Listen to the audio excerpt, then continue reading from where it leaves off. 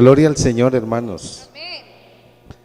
Gracias al Señor por su bondad de toda la vida con nosotros. Bueno, en gran manera, ¿cierto? Cordial saludo al hermano Jaime, su digna familia, el hermano David Sánchez, que junto a este servidor somos de los Sánchez buenos, gracias a Dios, los que andamos con Cristo, sí Señor.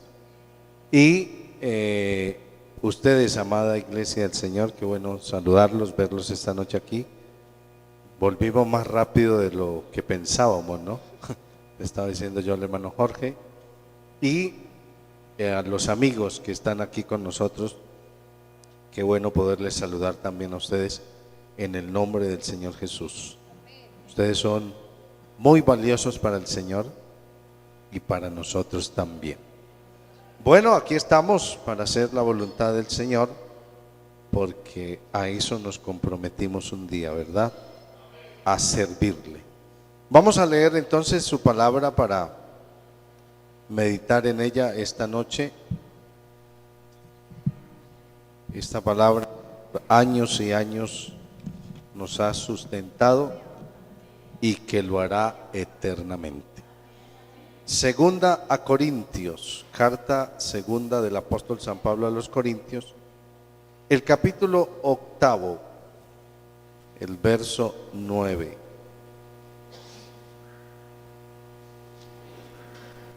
El apóstol se refiere aquí a los conocedores de la gracia de Dios, que contar ahí entre ellos.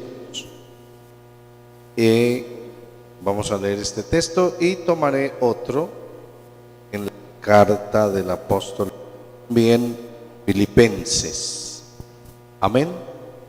Voy a dar lectura, amados. Dice: porque ya conocéis la gracia de nuestro Señor Jesucristo, que por amor a vosotros se hizo pobre, siendo rico, para que vosotros con su pobreza fueseis enriquecidos. Y el otro texto está en la carta del apóstol Pablo a los Filipenses, el capítulo número 4, el versículo 19. Dice: mi Dios pues suplirá todo lo que os falta, conforme que esas Cristo Jesús. Amén. Mi Dios pues suplirá todo lo que os falta, conforme a sus riquezas en gloria en Cristo Jesús. Señor, damos gracias por poder estar aquí en tu presencia y tener entonces la oportunidad de rogarte a ti palabra de vida. Solamente tú la tienes y por eso la rogamos en tu nombre esta noche. Edifícanos y que podamos crecer esta noche en estos aspectos, Señor, que tanto valor tienen. En el nombre precioso de Jesús, para tu gloria, Señor. Amén y amén. Gloria a Jesús. Tome su lugar, tenga la bondad. Bueno, he tomado estos dos textos porque ellos nos presentan un contraste bien interesante. En el primero, el apóstol Pablo busca hacernos conscientes de lo que Dios ha hecho con nosotros en razón de su pobreza. Y en el segundo, de lo que también quiere hacer Dios en favor nuestro, pero ya no con su pobreza, sino con su riqueza. Hay que caer en cuenta muy bien de eso. ¿Cómo puede alguien ayudar a otro con su pobreza? Es una pregunta bien interesante, pero tratándose de Dios, pues no debe tampoco sorprendernos, porque Dios es fuera de serie, ¿verdad? Y en la medida que le vamos conociendo, sabemos que Él está por encima de todo y más allá de todo límite, de toda comprensión. Lo simpático es que todos los hombres, creo que podemos apelar a la generalidad, hemos querido ser ricos, pero Él, siendo rico, quiso ser pobre. Contraste bien significativo ese, ¿no? Porque querer ser rico ha sido el deseo de todos. Ser pobre, el de ninguno, pero Dios tuvo el deseo de hacerse pobre. Pero lo que Pablo resalta es que Él se hizo pobre siendo rico, y en este caso, en el de la cita a Corintios, no dice que para enriquecernos a nosotros con su riqueza, no. El apóstol dice para enriquecernos a nosotros con su pobreza. ¿Cómo puede uno enriquecer a otro con la pobreza? Eso es paradójico, es algo prácticamente ilógico, incomprensible. Pero Dios puede hacer esas cosas, así como puede multiplicarle las fuerzas al que no tiene ningunas, por ejemplo, que es una total anulación de las leyes matemáticas. Pero Dios ha venido para estar en la pobreza, identificarse con los hombres y mostrarnos que de verdad, mucho más allá que el potencial económico, está el potencial de su gracia, en la cual pueden ser suplidas todas nuestras necesidades. El hombre se halló en bancarrota desde todos los ámbitos. Si bien es cierto, cuando fue creado, la palabra nos deja constancia que el Señor le entregó todo lo que en su sabiduría y bondad había creado y le puso como Señor sobre todas las cosas. A causa del pecado, el hombre viene a quedar en bancarrota. Y si algo ostentaba el hombre, pudiéramos decirlo que lo hacía desde la posición de testaferro, no de dueño, porque el diablo había venido a usurpar la posesión de todas las cosas que le habían sido confiadas al hombre. Creo que es muy válido que citemos entonces lo que pasa ese día en el desierto, cuando nuestro Señor está siendo tentado por el diablo. Y recuerden la base sobre la cual Satanás presenta la tentación. Le muestra todos los tesoros del mundo, todos los reinos del mundo, la gloria de ellos, y le dice a Cristo: mira, todo esto te voy a dar si te postras y me adoras, porque es mío y a quien quiero se lo doy. Claro, no era de él por posesión legítima, era de él por usurpación, porque se había apoderado al someter al hombre a la condición de pecado. Pero ya vemos cómo el Señor, que está allí mostrando un contraste bien interesante, porque acuérdese que Adán fue puesto en un paraíso y a él le fue dado todo. Cuando Cristo vino, no estaba en un paraíso, sino en un desierto. Pero ahí en ese desierto, Jesús hace lo que Adán no hizo, que fue hacer la perfecta voluntad de Dios para poder devolvernos a nosotros todo lo que a causa del pecado habíamos perdido. Y por eso es muy grato leer luego de que el Señor hiciera su obra, levanta de entre los muertos y puede confesar categóricamente: toda potestad me es dada en el cielo y en la tierra. Cumpliéndose así el propósito que el apóstol Pablo nos comenta cuando escribe inicialmente a los Efesios. Digo inicialmente a los Efesios porque gracias a Dios la carta de los Efesios también era para nosotros y la tenemos, gracias a Dios.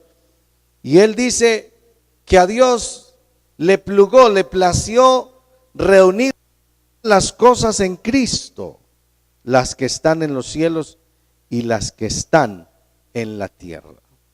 Y entonces nos da a conocer que por estar ahora nosotros en Cristo, nosotros hemos sido enriquecidos con toda bendición espiritual.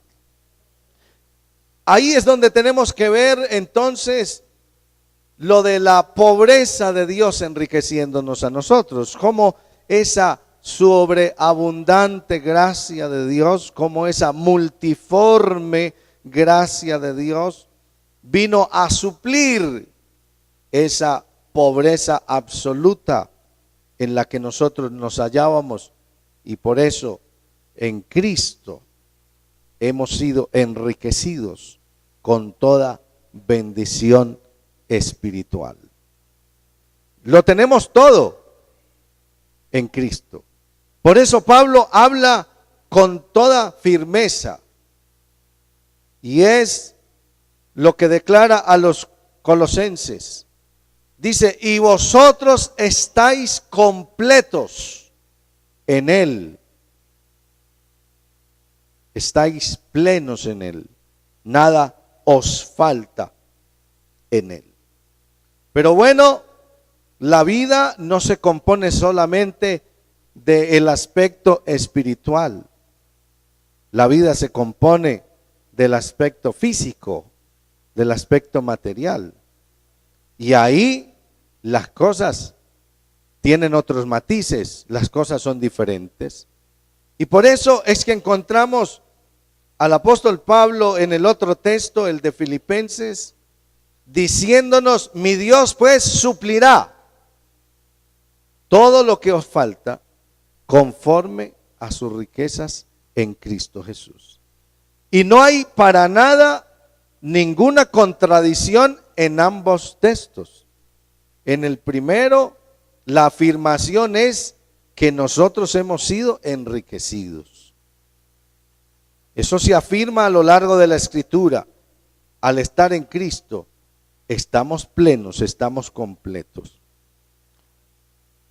Porque se hace referencia al ámbito espiritual. En el ámbito espiritual, ninguno de nosotros es pobre. De seguro que sí. Lo tenemos todo en Cristo. Pero en el ámbito físico y material, las cosas son distintas. Y si bien es cierto, en el primero se declara que fuimos, se declara como un hecho el que hemos sido enriquecidos, en el ámbito físico y material se habla hacia futuro. Suplirá. Amén. Se os estará dando. Amén. Lo que necesitéis. Y vamos a detenernos ahí un poco, porque ahí es donde necesitamos trabajar, queremos hacerlo esta noche. Porque ahí, en la lógica humana, una serie de contradicciones. Explicamos nosotros la pobreza,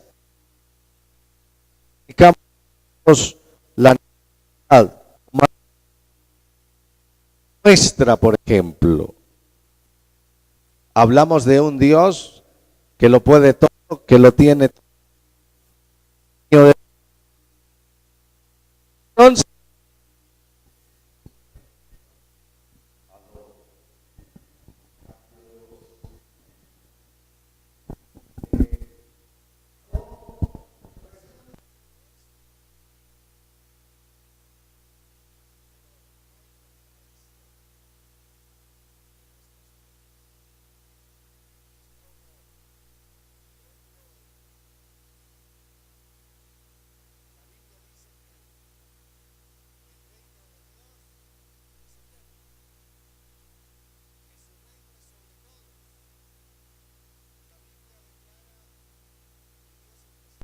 como el Rey de los Reyes, el Señor de los Señores, como el soberano de los reyes de la tierra. Y sin embargo, mire el caos en el que el mundo está sumido, el caos gubernamental en el que el mundo vive. ¿Cómo pueden conciliarse esas dos cosas? ¿Cómo pueden ser reales esas cosas?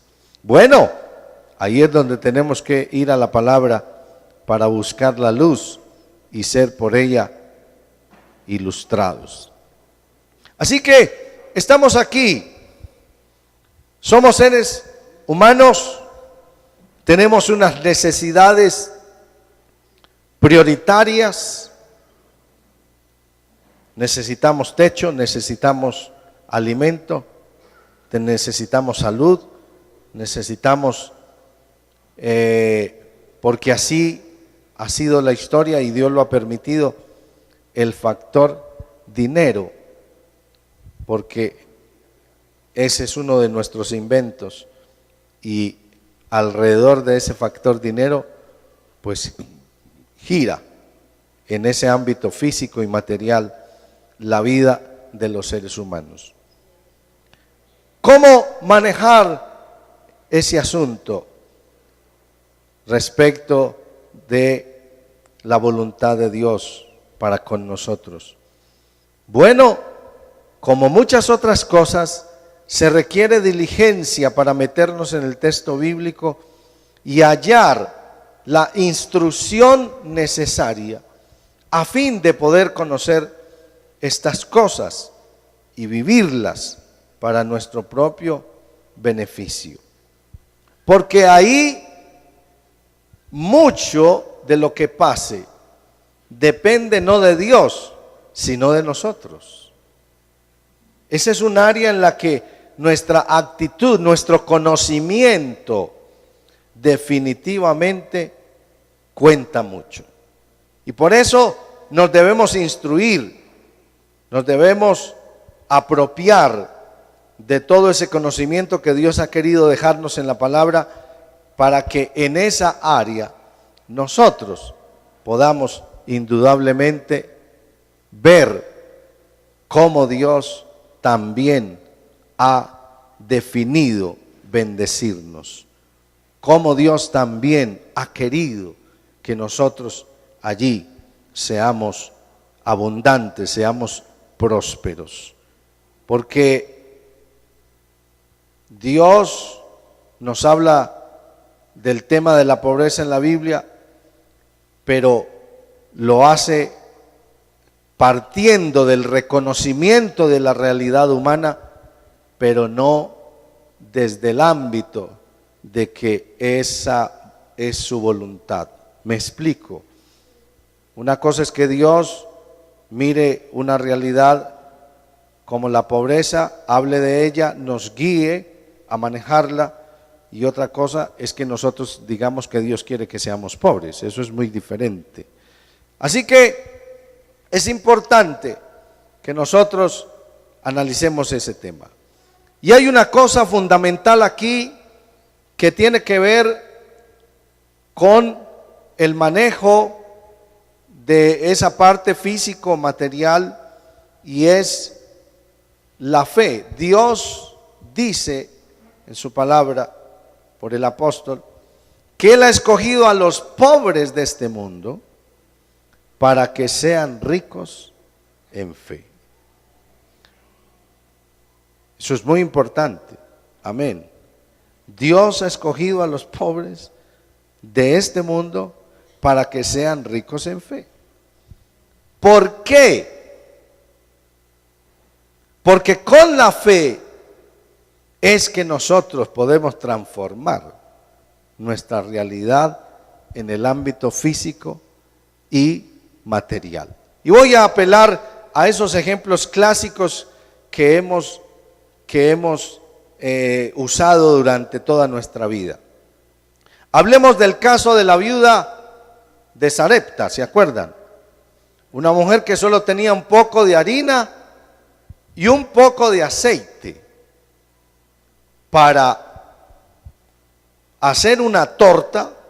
No le alcanzaba para dos, solo para una. Y con su hijo hice miti-miti, porque acuérdense que tenía un hijo, la viuda. Entonces iban a hacer una sola torta, se iban a ir miti-miti. Esa era la última cena, sí señor. Y después de eso, echarse a morir porque nada más había. Pero aparece Elías en la escena, y que Elías hubiera dicho, bueno, partan la torta en tres, pues uno más o menos la entiende. Pero lo que Elías dijo fue, hágame a mí primero. Pues que no hay sino para hacer una torta, ¿cómo que hágame a mí primero? ¿Y nosotros qué? Que si hubiera para hacer tres tortas, pues el orden no importa. Si yo como de segundo o de tercero, pues espero un ratico, pero como. Pero es que no había sino para una torta. Y que me la hagan a mí primero es una manera muy disimulada de decir, como yo y tú te mueres de hambre. Pero resulta que aquí es donde esto comienza a tener sentido. Cómo la fe puede hacer la transformación en el mundo físico material. La viuda no es tarada. Ella es viuda, pero no bruta. Ella sabe muy bien, es lógica, tiene un sentido común. ¿Cómo no va a tenerlo? Pero esa viuda determina ir a la cocina, tomar la poca harina que tiene, el poco aceite, y hacer una torta y traérsela al profeta. Y cuando lo hace, entonces el milagro sucede. Y ya no hay solamente una torta. Ella no tiene que comerse media y su hijo media. Ella se come una y su hijo se come otra. Y al día siguiente hay otras 3 tortas para comer. Y si la torta era al desayuno, al almuerzo y a la comida, pues hubo 9 y siga multiplicando, porque eso fue hasta que la sequía terminó, y no podemos dar la fecha si eso fue a mitad de la sequía, pero el asunto fue que la sequía duró 40 meses, 3 años y medio, y torta hubo todos los días para los 3, porque así lo había dicho Dios. ¿Cómo la fe puede obrar en el mundo? ¿Y qué es eso? Qué bueno eso, que nosotros entendamos cómo Dios nos ha dado la fe, nos ha querido enriquecer con ella para que nosotros transformemos nuestro mundo en lo físico y en lo material. Una mujer, Y a mí me parece simpático cómo Dios pinta en el Antiguo Testamento como en el Nuevo y escoge a las viudas como modelos, porque en el Nuevo Testamento es otra viuda la que aparece en escena. Acuérdense de la viuda que se acerca allí a la cesta de las ofrendas. Su única posesión son 2 blancas. Creo que si buscáramos hacer una comparación en la noche de hoy, usted sabe que la moneda de menor valor entre nosotros es la de 50 pesos, ¿no? 2 moneditas de 50, digamos. Y eso era todo, se deja constancia, era todo lo que la viuda tenía. Y creo que a todos nos ha pasado eso alguna vez, que cuando tenemos tan poco, lo valoramos mucho menos del poco que eso vale. Entonces uno tiene una moneda de 50, solo tiene una de 50 y 50 pesos ¿para qué? ¿Cierto? No le importa, o sea, no le da valor a eso. 50 pesos. Si se le caen, usted dice, 50 pesos.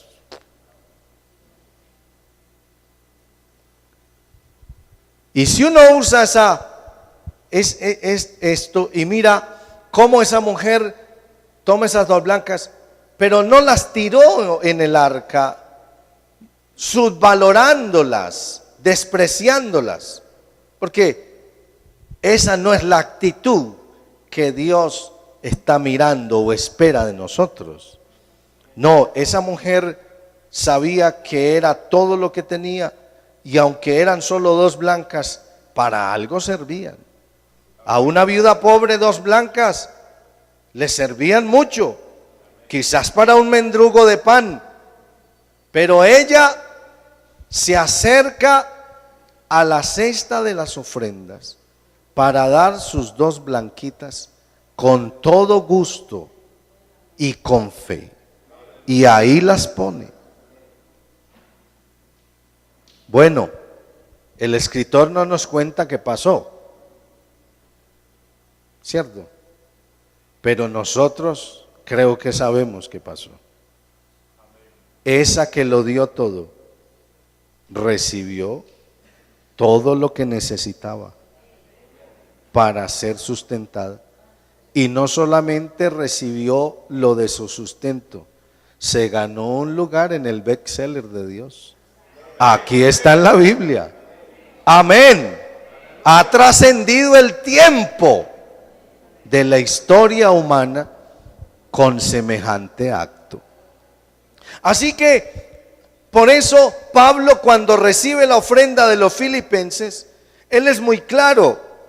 Él dice, no busco dádivas, no, pero les estoy haciendo consciente de este asunto para que ustedes lo conozcan. Cuando ustedes dan, eso se convierte en un perfume que sube a la presencia de Dios, y a Dios le es tan agradable que enseguida, déjeme poner unas palabras bien nuestras aquí, Dios se bota en bendición para con nosotros. Porque así nos ha revelado Dios en su palabra. Y esa es la clave, hay que entenderlo.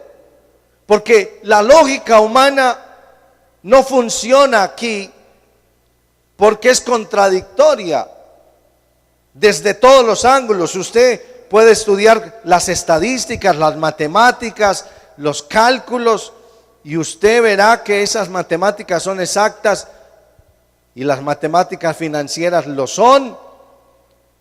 Incluso en las matemáticas financieras es más complicado el asunto, porque yo puedo meterme esta noche un billete de 10,000 pesos al bolsillo y puedo guardarlo allí por un año y puedo terminar diciendo, aquí tengo mis 10,000 pesos, pero en el sentido del dinero, en el sentido de las matemáticas financieras, después de un año de un billete guardado en un bolsillo, tú no tienes 10,000.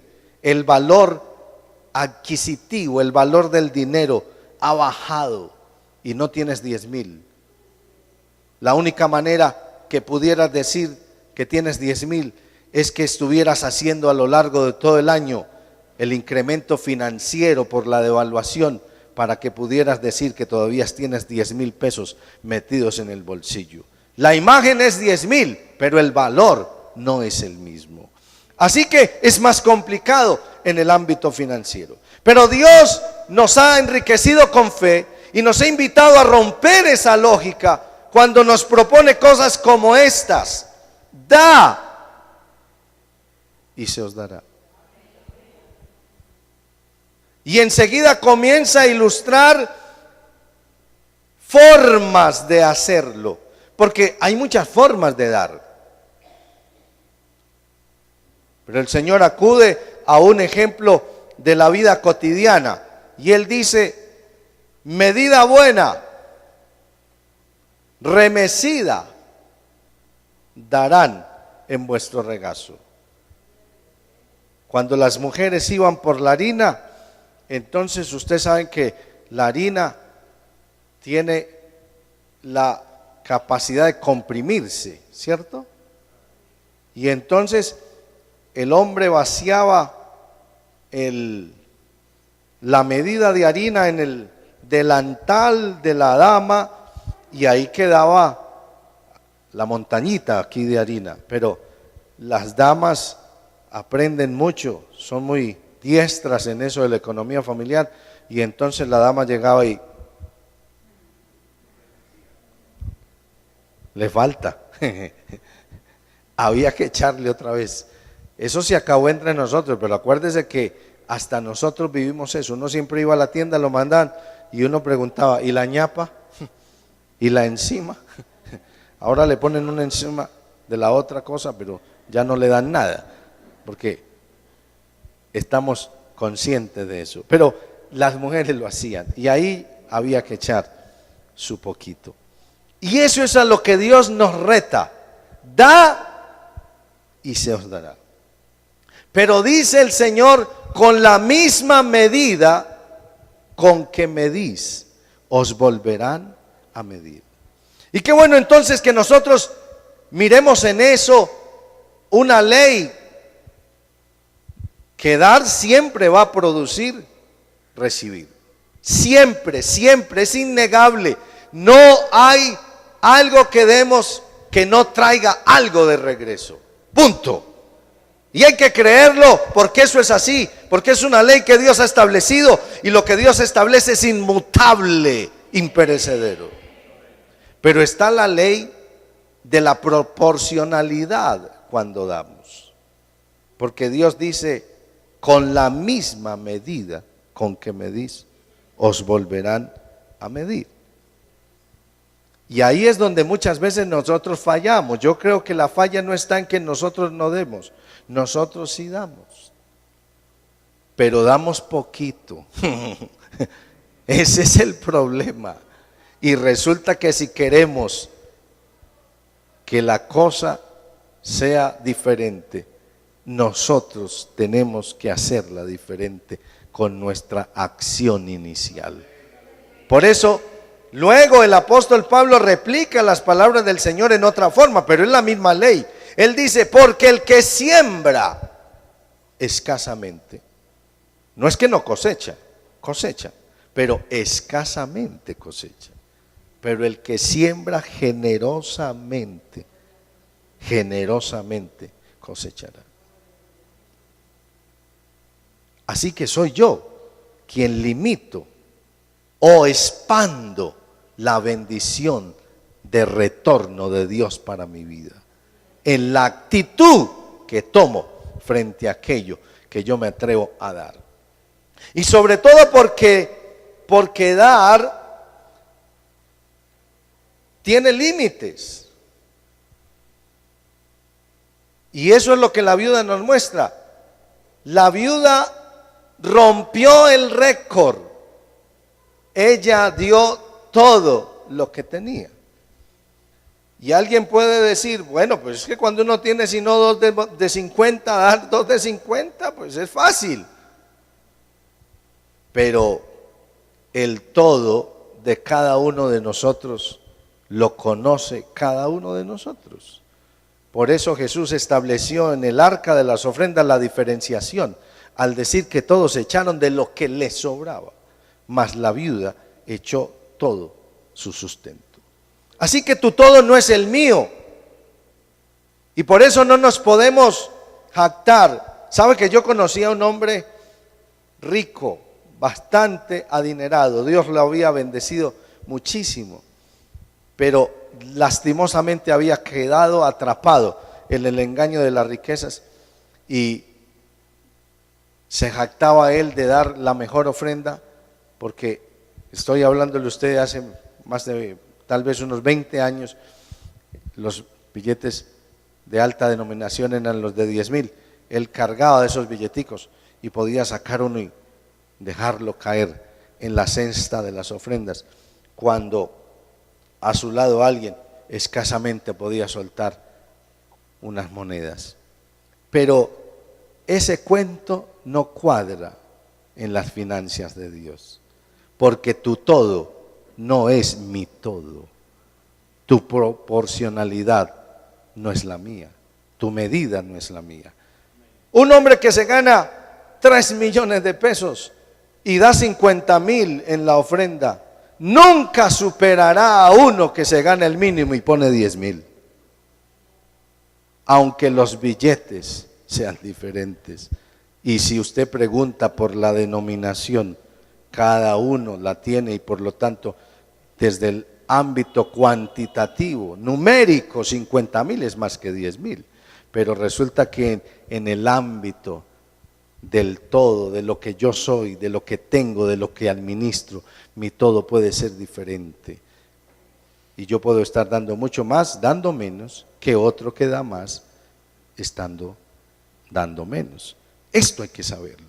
Porque solamente si nosotros empezamos a conocer esas cosas, nos podremos atrever a romper esos límites.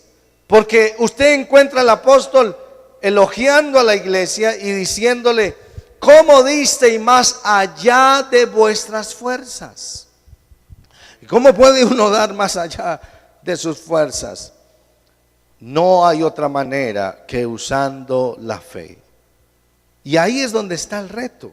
Es que cuando yo doy de lo que tengo, estoy trabajando sobre una base segura.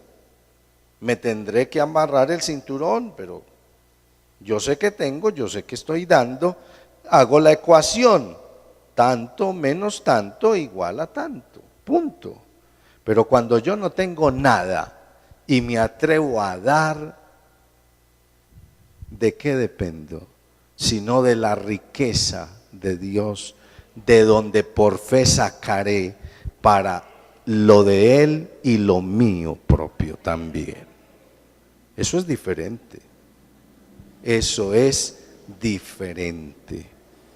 Por eso hay que romper esos paradigmas, porque cuando tratamos de dar, entonces la gente comienza a calcular, a ver, un momento, entonces le mermamos al arroz acá, ponemos acá, hacemos esto, lo demás allá, listo, entonces aplazamos la compra de esto y entonces le metemos acá este poquito y tal, y ya cuadramos el arreglo, el asunto.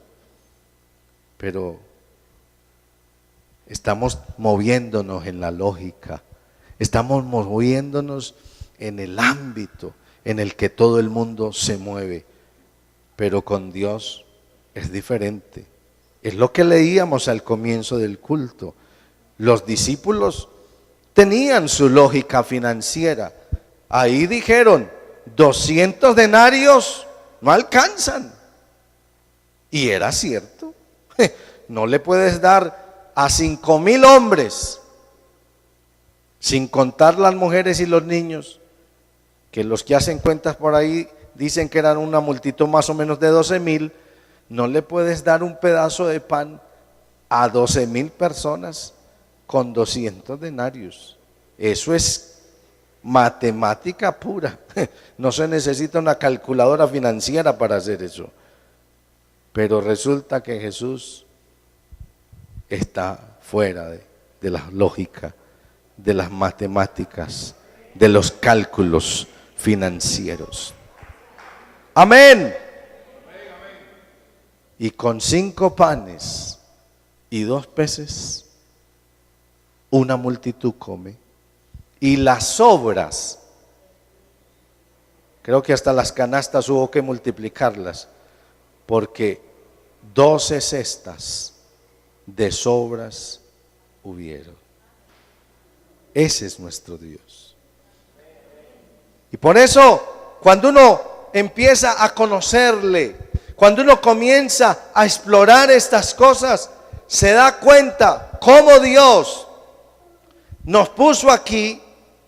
Y si bien es cierto, cada uno de nosotros arranca el camino con Dios en una condición física y económica distinta. Cuando tú llegas al Señor, vienes en una X condición. Hay una cosa, y es que Dios sí quiere que nosotros seamos prosperados, que seamos bendecidos. Pero ¿cómo nos vamos a apropiar de esa bendición de Dios? Será con su metodología. Será apropiándonos de esta riqueza que Él nos ha dado, para que nosotros, poseyéndola, podamos indudablemente transformar nuestro mundo. El apóstol Pablo dice: como pobres, pero enriqueciendo a muchos. ¿Cómo puede ser posible eso? Pues ese es el reflejo de lo que el Señor hizo. Siendo ricos hizo pobre para enriquecernos a nosotros. Pero esa bendición de Dios, que es sobreabundante, está dada para nosotros si aprendemos a extraerla y aplicarla en el diario vivir. Por eso es fundamental que nos metamos en la palabra, porque todas estas cosas están allí. Dios ha querido compartírnoslas, y por eso, en la medida que lo honramos, al creerle y al obedecerle, entonces su bendición de seguro que será manifiesta en nuestra vida, porque repito, es imposible que esta palabra de Dios no se cumpla, no se ejecute en la vida de quienes nos apropiamos de ella. Así que es importante que hagamos eso. Qué bueno llegar a esa seguridad de nuestra relación con Dios en el ámbito de la paternidad, para saber el significado de esas palabras que Dios nos ha dicho. Él dice que Dios como Padre tiene cuidado de nosotros y que sabe de qué cosas tenemos necesidad. Dios es consecuente con sus cosas. Él dice que el cuerpo es mayor que el vestido y que la vida es mayor que el cuerpo. Si Dios nos da la vida, nos dará los medios para sustentar esa vida que se ejecuta por el cuerpo, pero nos dará lo que el cuerpo necesita para que el cuerpo sea sustentado, porque Dios es consecuente con su proceso creativo. Así que podemos descansar en eso. Pero claro, Dios quiere que nosotros vamos más allá de lo básico, de lo elemental. Y ahí es donde nosotros tenemos que entender que Dios da la sabiduría, por ejemplo, para hacer la riqueza. Que Dios quiere que nos transformemos, que Dios quiere que nos inspiremos en Él y que miremos que podemos, con el potencial que Él nos ha dado, con toda la riqueza espiritual que Él nos ha dado, nosotros también podemos meternos y transformar nuestra realidad en el ámbito físico y en el ámbito material. Nosotros decidimos si nos quedamos ahí en la limitante, y eso es fácil descubrir por el lenguaje que nosotros, por ejemplo, usamos. ¿Cómo nos referimos a las cosas? ¿Cómo las llamamos? No, que me acabo de tomar una sopita. Quisiera que el Señor me regalara aunque fuera un ranchito. Sí. Amén. Ahí le compramos esto. Esos diminutivos. Hay que transformarnos en nuestro lenguaje. ¿Cierto? Hay que transformarnos en nuestra visión de las cosas. Hay que ponerle confianza a lo que Dios realmente dice y hace. Dios nos ha probado a lo largo de toda la historia. Y yo hago eco aquí de las palabras de Moisés, porque eso es cierto. Y hoy nosotros lo podemos decir: Señor, tú nos has sido refugio de generación en generación. Sí, Señor. Qué bueno que nosotros lleguemos a esa convicción. Es cierto, estamos en el mundo, estamos bajo leyes financieras, estamos bajo políticas económicas, tenemos una realidad, cada uno personal en ese ámbito, pero tenemos el Dios que está por encima de todas esas cosas, tenemos el Dios que va más allá de todo límite, tenemos el Dios que realmente es dueño y Señor sobre todas las cosas. Y eso es lo que hace posible que nosotros podamos transformar la realidad que tenemos. Porque qué bueno llegar a ese grado de confianza en el que uno puede decir como Abacú: aunque la higuera no florezca, ni en las vides haya fruto, aunque no haya vacas en los corrales, ni ovejas en la majada, y aunque los labrados no den mantenimiento, con todo yo me alegraré y me regocijaré en Jehová, el cual hace mis pies como de siervas y en mis alturas me hace andar. Así que no estaba Pablo dando una ilusión vana, no estaba Pablo diciéndole a la gente un consuelo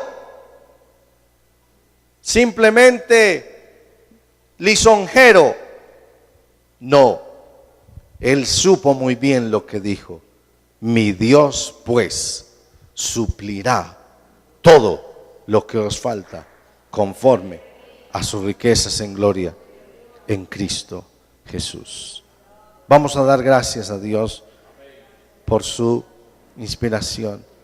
Y qué bueno apropiarnos de estas cosas, porque ya anda la gente por ahí haciendo proyecciones. Los economistas siguen mirando el comportamiento de las bolsas. Las políticas económicas en el mundo siguen cambiando.